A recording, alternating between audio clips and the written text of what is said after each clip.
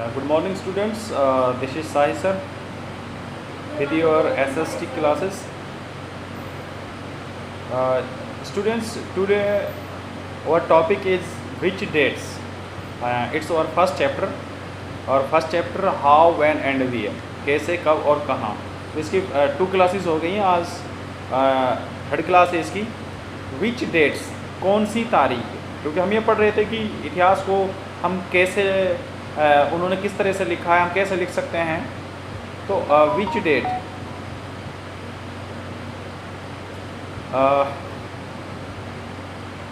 वो कह रहा है कि by what criteria do we choose a set of dates as important. वो कह रहा है कि ऐसा कौन सा क्राइटेरिया होना चाहिए जो हमारे लिए ज़रूरी है डेटों को सीरियल वाइज लेने में, फिक्स करने में. कौन सी डेट, कौन सा सेट चूज़ करें हम. द डेट वी सिलेक्ट, जो तारीख हम सेलेक्ट करते हैं. The date around which we compose our story of the past, या फिर उस डेट को जिस दिन हम अपने आसपास के वातावरण से अपने पास्ट के बारे में जो स्टोरी उसको कंपोज करते हैं. Are not important on their own, या वो हमारे लिए इतनी इम्पोर्टेंट नहीं है. They became vital because we focus on the particular set of events as important. वो कह रहा है ये इम्पोर्टेंट नहीं, बट ये इम्पोर्टेंट है कि हमारे पर्टिकुलर जो इवेंट्स हैं, ठीक है. वो कह रहा है कि द बिकेम विटल, ये बहुत इंपॉर्टेंट बन जाती है बिकॉज, क्योंकि we focus on the particular set, हम केवल उन सेटों पर ध्यान देते हैं जब कोई पर्टिकुलर इवेंट घटित हुआ हो, कोई इंसिडेंट हुआ हो, या फिर कोई कुछ ऐसी चीज़ हुई हो. If our focus of study change, अगर हमारा ध्यान स्टडी चेंज करने पर है. If we begin to look at new issues, और अगर हम देखते हैं कि कुछ नए विचार आए, नए इश्यूज़ हों. And new set of dates will appear significantly, तो हमें एक नई डेट का नई सेट दिखाई यानी प्रतीत होने लगी. कंसाइडर्ड एन एग्जाम्पल, ठीक है, हम इसको एक एग्जाम्पल से समझते हैं.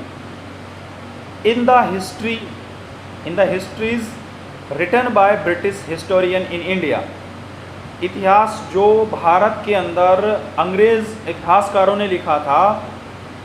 The rule of each governor general was important, उनके लिए प्रत्येक गवर्नर जनरल का जो शासनकाल था वो इम्पोर्टेंट था, और गवर्नर जनरल इम्पोर्टेंट था. These histories began with the rule of first governor general Warren Hastings. वो कह रहा है कि उनका शासन के पहले गवर्नर जनरल वारेन हेस्टिंग्स से शुरू होता है. And last viceroy Lord Mountbatten, और उसका अंतिम जो गवर्नर था वो कौन था, वॉइसरॉय लॉर्ड माउंटबेटन. तो क्वेश्चन बन सकता है कि फर्स्ट गवर्नर कौन सा है और लास्ट गवर्नर वॉइसरॉय कौन सा था. तो फर्स्ट कौन सा था हमारा, वारेन हेस्टिंग्स, और दूसरा था, लास्ट था, viceroy Lord Mountbatten. In separate chapters we read about the deeds of others: Hastings, Wellesley, Bentinck, Dalhousie, Canning, Lawrence, Lytton, Ripon, Curzon, Harding, Irwin.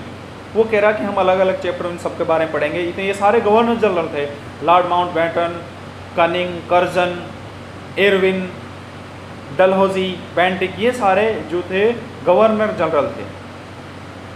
All the date in these history books were linked to these personalities. वो कह रहा है कि सारी जो तारीखें हैं वो इनकी व्यक्तिगत जीवन से संबंधित हैं. To their activities, उनकी एक्टिविटीज़ से संबंधित हैं. Policies, achievement, उनकी क्या नीति थी, उनके क्या अचीवमेंट थे. It was as if there was nothing outside their lives that was important for us to know. हमारे लिए ज़रूरी क्या है कि इसके अलावा उनके साइड में और क्या घटनाएं घटित हो रही थी वो इम्पोर्टेंट है. लेकिन अंग्रेज़ों ने इतिहास के अंदर उन चीज़ों का वर्णन नहीं किया. क्यों नहीं किया है, let's see. The chronology of their lives marked the different chapters of the history of British India. बस यही उनकी जो विचारधारा थी वो ही इस चीज़ को अलग करती है. ब्रिटिश दृष्टिकोण को, ब्रिटिश इतिहास को हमारे दृष्टिकोण से, हमारे हिसाब से, हमारी जो इतिहास है उससे अलग करती है। Can we not write about the history of this period in a different way? क्या इस समय की इतिहास को हम दूसरे तरीके से नहीं लिख सकते हैं? How do we focus on the activities of the different group and class in Indian society within the format of this history of governor generals? वो कह रहा क्या हम इन गवर्नर जनरल के अलावा जो इनकी एक्टिविटीज़ थी, उनके अलावा भारत की जो सोसाइटी थी, भारत को जो समाज था, वो क्या करता था, वो क्या वर्क करते थे, वो कैसे उन्होंने अपना आंदोलन शुरू किया, क्या उनको हम नहीं लिख सकते? क्या उनका इतिहास नहीं बना सकते हम? व्हेन वी राइट हिस्ट्री, जब हम इतिहास लिखेंगे, ए स्टोरी, एक कहानी, we divided it into chapters, हम इनको चैप्टरों में डिवाइड करेंगे। Why do we do this? क्यों करें हम ऐसा? It is to give each chapter some coherence. It is to tell a story in a way that makes some sense and can be followed. ये जो story है वो कुछ sense और अलग कोई दूसरा वो हम फॉलो करेंगे। In the process we focus only on those events. इस प्रोसेस में हम केवल उन घटनाओं पर ध्यान देंगे that help us to give shape to the story we are telling. जो चीज़ें हमारी जो हम बता रहे हैं उस स्टोरी को शेप देंगे। In the history that revolve around the life of British governor general, जो इतिहास ब्रिटिश गवर्नर जनरल के लाइफ के इधर उधर घूमता था, the activity of the Indian simply do not fit. तो इंडियन जो लोग हैं उनकी जो एक्टिविटीज़ थी वो वहाँ सिंपली फिट नहीं बैठेंगी,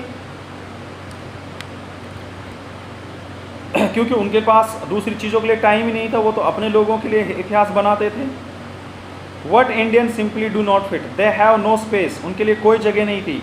वट देन, अब तब क्या करें? डू वी डू, हम क्या करें? हम क्लियरली स्पष्ट रूप से we need another format for our story. तो सीधी सी बात है, हम अपनी स्टोरी के लिए कोई दूसरा फॉर्मेट तैयार करेंगे।